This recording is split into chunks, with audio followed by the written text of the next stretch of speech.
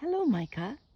Do you remember that little stump of wood that your dad gave us from the wood that he had collected by the front door?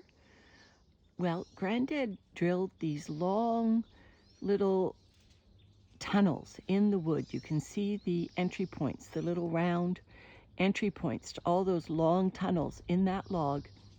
And we hung it on our fence by our garden. And this has now become a mason bee home. And you can see the bees flying in and out of these long tunnels. Each bee is a queen, and she's going in there and she's laying her eggs in the tunnels. And they're called mason bees because the material that keeps bricks together is a type of mud that solidifies and creates a hard binding material.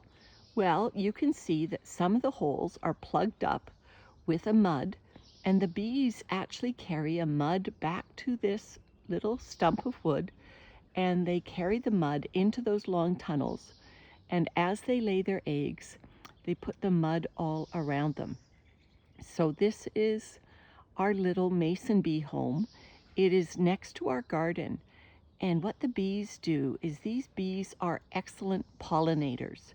They fly flower to flower just like honeybees, but instead of having a big honeycomb hive to take care of, these bees just keep carrying the pollen around flower to flower to flower. And so they pollinate, they say, maybe 100 times better than the honeybees. These bees pollinate because they don't keep the pollen for themselves. So these bees are really going to help our garden this year. They're going to help our garden get lovely cherries and lovely blueberries because the cherry tree and the blueberry bushes are in bloom right now. And so the mason bees are flying off to the cherry tree and off to the blueberry bushes. And I have some borage here in bloom. I'll just swing the camera around and you can see the borage in bloom, which is the blue flower there. And then beyond that, you can see yellow kale flowers. And so the bees like those flowers as well. And so that's where they can get their nectar to eat. And this is their home. This is the mason bee house.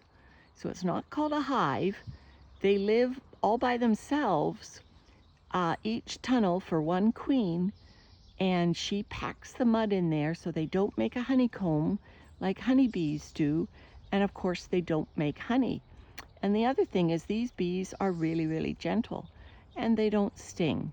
So it's lovely to have them in our garden, and they're going to produce lovely fruit for us as they pollinate all the fruit, the cherries and the blueberries and other flowering fruits in the area.